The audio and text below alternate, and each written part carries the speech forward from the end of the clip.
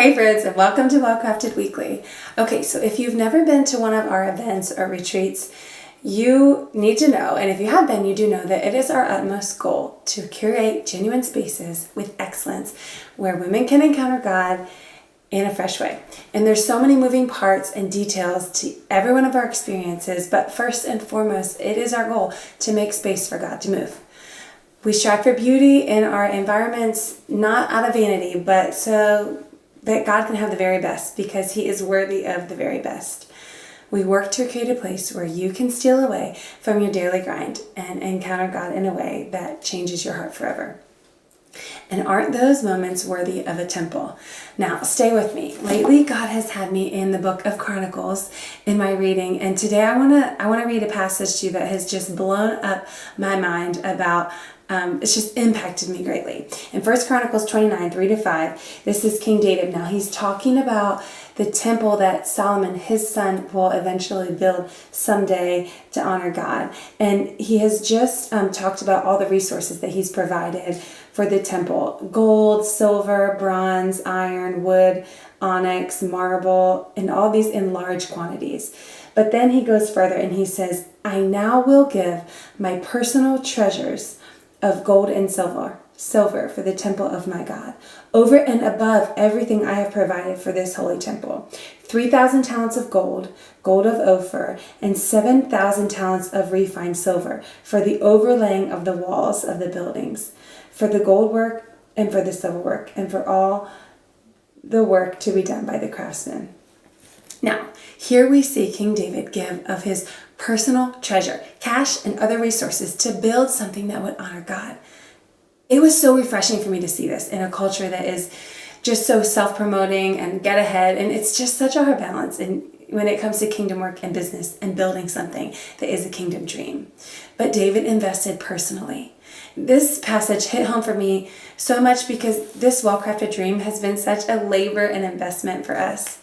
Last year at our one-day event, similar to the one that is coming up in January, I felt the Lord ask me this question. I felt Him say, April, would you do this for free forever? Now, I knew that my answer was yes, but I wonder if He was asking me that question because we didn't profit a dime from that retreat.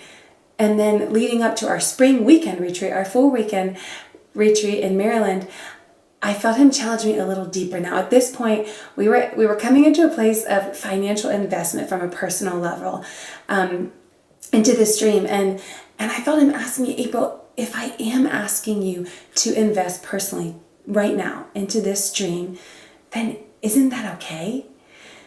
Now, I knew the answer was yes, but that was a harder yes for me. And here's from where I stand. I'm always asking the Lord to show me the fruits of our labor, which through my human eyes often means counting the financial fruit of things that we're really yet to see here in this ministry. But on the other hand, we've always seen incredible stories of life change and God moving in phenomenal ways among our women at our weekends. And that is always a victory in the kingdom realm. In fact, we went home from our weekend retreat in Maryland with our team, and we were a couple $1,000s in the red, to be fully transparent. But we went home and I told our team, I remember telling them, you guys, I feel like a millionaire. And it wasn't that we had made $1 million, because we certainly had it, but it was like, I felt like a millionaire because of what I got to be part of, because I got to invest in something that honored God. And that's what He was asking me. Would you do this again? Would you do it forever? So here's what I'm learning. A big win for God doesn't always appear successful in the world. And certainly, success for the world is not always a win in the kingdom world. But investing in something and a win for God's kingdom is always worth the investment, because it is eternal. It's what we're living for. And if God called King David to give personally to the temple that would honor Him, then I'm going to do that too if God's asked me to do that. And I know someday we're going to see this fruit that I'm wishing to see. But the thing is, I just want to encourage you, whatever it is that you're called to, whatever dream it is that you're following along, make the investment.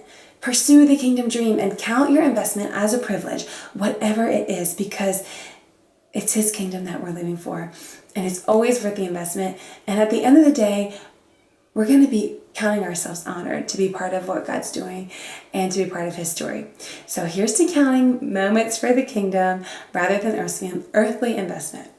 I can't wait to share with you again next week another lesson from the temple.